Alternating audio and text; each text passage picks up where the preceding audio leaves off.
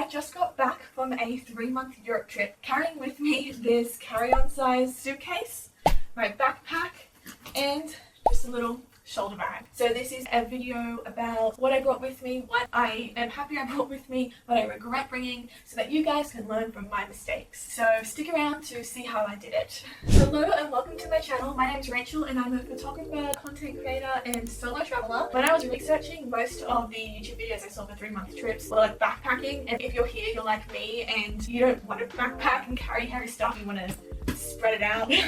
I am also, as I said earlier, content creator. I do photography. So in addition to the normal stuff everyone has to bring, I also have my camera, my lenses, my tripods, and all that good stuff. So that's one of the big reasons why I did choose a carry-on and not a backpack. I will be going through all the normal stuff first and then unpacking it at the end. So a few things for context. I did a 3-month Europe trip throughout summer. I started in the UK, I went up to Iceland. I did the cold countries first, and then I moved on to Portugal, France, Switzerland, Germany, Austria, Italy, Greece, and then I did do a stopover in the United Arab Emirates as well. So 10 countries and different climates. I put the cold places first so that I could bring my cold weather gear and then ship it back home once I was done and only have the summery stuff with me and not have to lug it around for the remainder of the 2 months. So let's get started. First off, the suitcase. Now, this suitcase I got from Ross. It was $68 US, so it was cheap. Don't let people fool you into thinking you need to get the $100 plus suitcases. There were times where I was like rushing to get the train, so I didn't even stop to pick it up. I just ran right through the gutter. This bag has been through a lot. The brand is Delancey Paris, which is a good brand, so maybe that's why it survives. This is probably one of their cheaper versions of bags. They do have more expensive ones. Now, as you can see, this bag has this huge expander, and because Europe planes have such small size restrictions, I wasn't able to actually carry this bag on for any of my flights. Now you might be thinking, what's the point of bringing a carry-on size bag if you can't actually carry it on? And the point was, having this smaller bag is just easier to carry, and when you're on your own, like carrying like a big suitcase, it's just a lot harder, especially on trains. And then finding space with a big suitcase on trains is harder. Like, this was small enough that I could fit on the top rack of most of the trains, so that's why I still brought this size. What a normal person could probably fit in a backpack, I had to reserve for my camera gear and I had to put everything in here. If you're not a photographer or content creator and don't have all that stuff, then you can probably get away with a bag without an expander. So let's open it. I put most of my clothes on the side with the netting. I put my toiletries, shoes, all that type of stuff on the other side. So we'll go through that side first. Now, I am a packing cube person.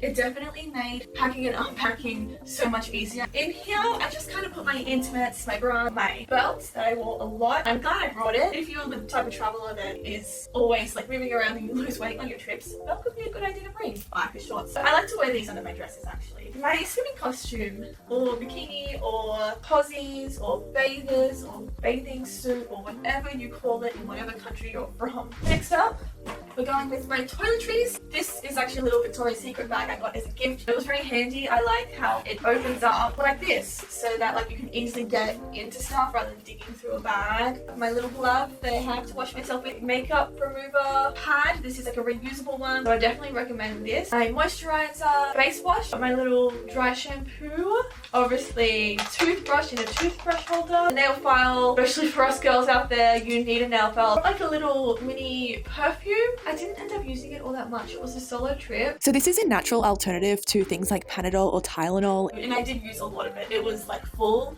and now it's like down here because I got sick multiple times on the trip. So definitely if you're traveling long term, bring some sort of medicine or pain reliever. Because I was moving around so much, I wasn't able to eat the right foods and I wasn't giving myself breaks. So my body just got tired and my immune system went down and I got sick twice in a month. Little comb for my hair, sharpener for my makeup, little scissors. If you're actually going to be carrying on your bag, I don't think you'll get away with scissors like this. So you may have to look into an alternative, maybe ones that have blunter edges, because I checked my bag and I was able to bring them. Definitely worth it. 3-month trip, my nails get long. I brought some cleaner for my retainer. At the beginning of this trip, I did have a shampoo / conditioner bar. The bar is good though, because if you actually are carrying on, it's one less liquid to have to worry about. I brought a brush for my makeup and it ended up breaking in half.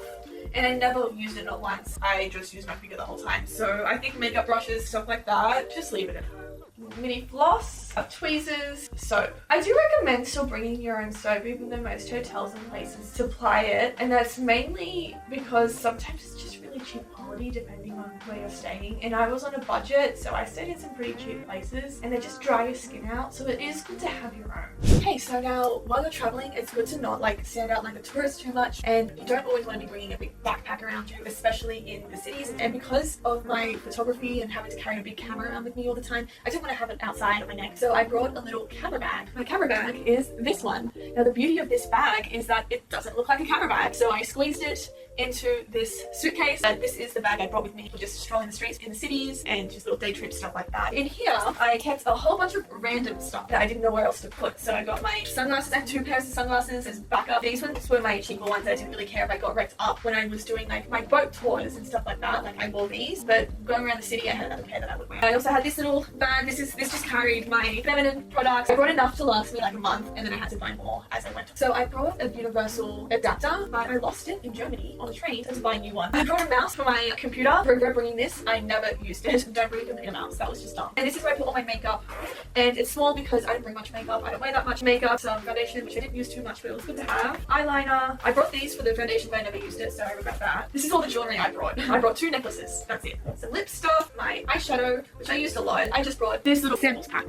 All you need is samples. And this is the inside of the camera bag. Next up, my little electronics bag. It's lovely because you can keep all of your electronics and power cords and chargers all in the one spot. It is definitely worth getting a long charging cord. There were a lot of places where the charger was right next to the bed, but there were some where it wasn't, and having this long charging cord really helps. And then I had a couple backup cords, my charger for my camera, cable that comes with the camera charger, another charger. This is for my drink bottle. My drink bottle is fancy and it requires charging. Next up, I have this random bag, and I just used it to put in like any random items. I didn't know where else to fit it, so I brought my bug spray, Some sunscreen, which is very important, especially in summer. and I brought my wrinkle release spray. Highly recommend bringing this if you don't plan on ironing or bringing a steamer or anything like that. This is a good alternative. Just like spray it over the clothing, and then you hang it, and a few hours later it will be as if it was ironed. It works better on some materials than others, but I definitely use this quite a bit. I got this in America. It's the Downy brand wrinkle release.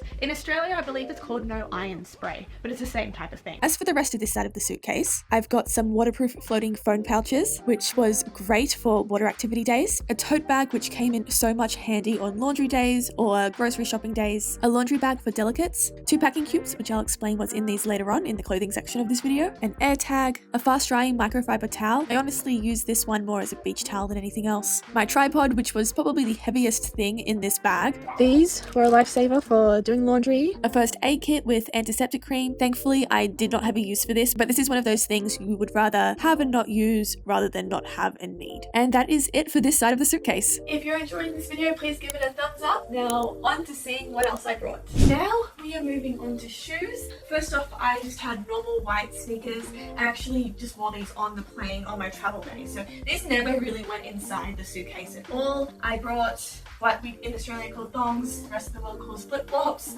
Obviously good for hotels, good for going to the beach, the pool. A pair of sandals. I actually didn't get these until I arrived in Paris. I bought these over there. And of course, I brought my hiking shoes. These are actually trail running shoes. It's a good in-between if you don't want to go full-on hiking boots that are really big and heavy, or you don't want to go with normal like tennis shoes that don't have enough grip and you want something more grip. So because shoes like these especially get dirty, you don't want to bring that mud and dirt back into your suitcase and dirty everything else. So I do recommend getting a little bag to put your shoes in. Do I regret any of these choices? No, I think I had a good selection of shoes. I wore every single one of them. Now it is onto the clothing. I am a packing cube person, as I've mentioned before. They just keep your bag so much more tidy and clean. So I had a total of, for clothing anyway, of 3 packing cubes. I will link these packing cubes in the description. They're very good because they're compressible. So as you can see, without the compression, it is quite big.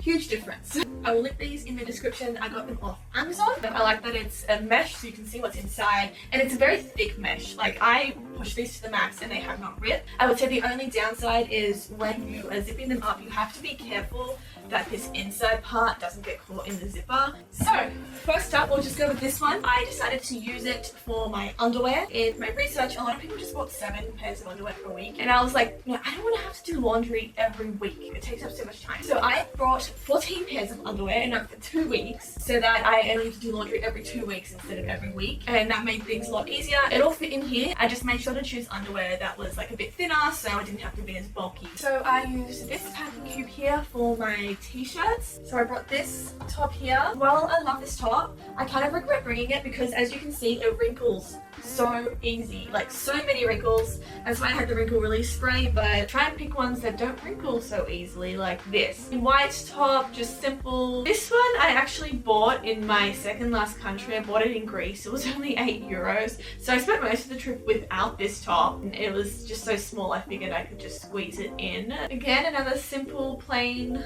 blue top. Top number 5.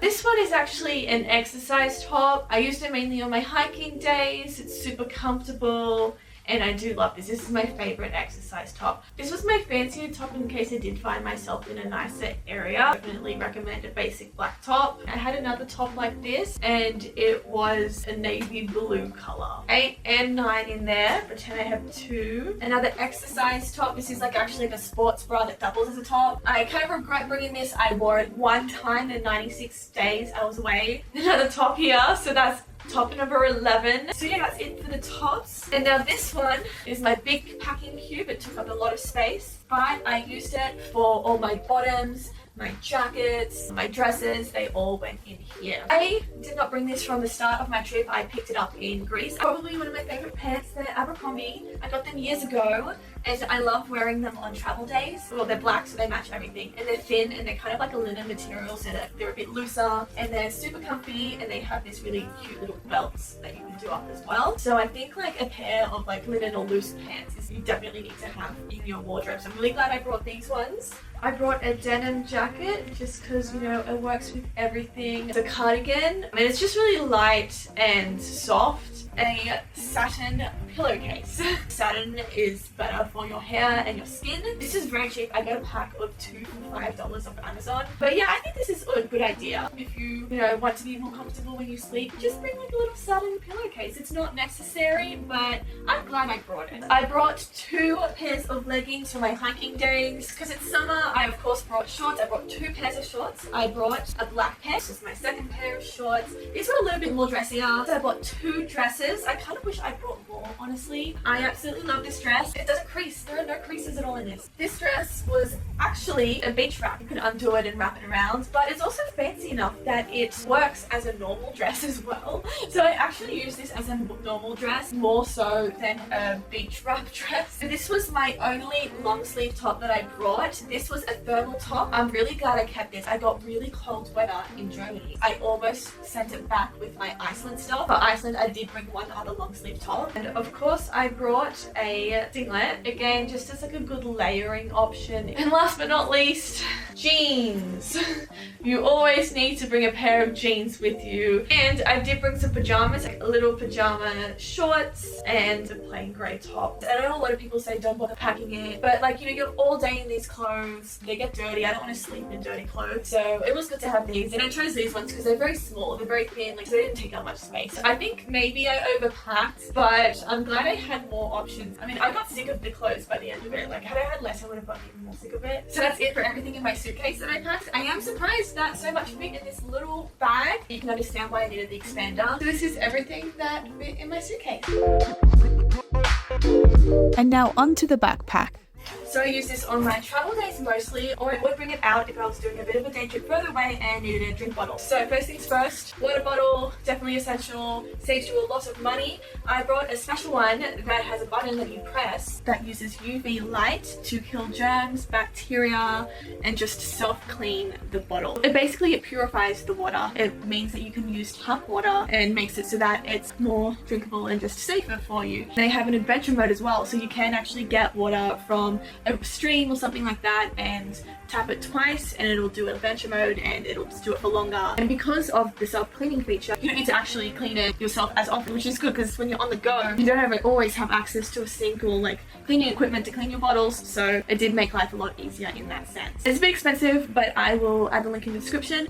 I got this as an investment. I plan on keeping it for a long time and that's why I could justify the cost. Now this is my little flight survival kit that I created. I'll just take this whole bag out and leave this with me in the front pocket of the seat. That way I can easily reach for the things that I really need. And in it, I have my Tylenol or Panadol, whatever you want to call it. A few little snacks in here. The most important thing, my little eye mask for the flight. Hand cream, lip balm because it gets very dry on the flight. Some extra tea. I don't always have the tea that you want on the flight, so I just ask for hot water and use my own tea. This was my little food pack, but it's all gone now. My liquids that I brought with me in my carry-on. I brought with me my makeup remover because like I hate wearing makeup on flights. Hand sanitizer, of course, is always important on flights. Brought this face mist just as a refresher. Let's put it on now.